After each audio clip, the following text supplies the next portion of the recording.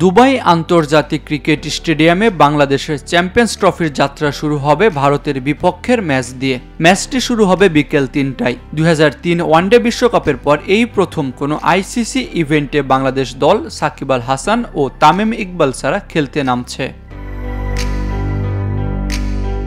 এদিকে বাংলাদেশ দলের ওপেনিং জুটিতে কিছুটা সমস্যা থাকলেও সৌম্য সরকার ও তানজিদ হাসান তামিমের উপর ভরসা রাখা হচ্ছে। অধিনায়ক নাজমুল হোসেন শান্তের সাম্প্রতিক ফর্ম নিয়ে কিছু চিন্তা থাকলেও তিনি ৩ নম্বর পজিশনে ব্যাটিং করতে নামবেন।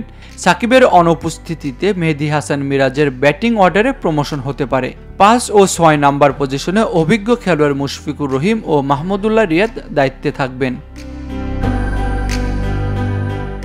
অন্যদিকে বাংলাদেশ দল বরাবরই ফিনিশিং সমস্যায় ভুগছে। তবে এবার ফর্মে থাকা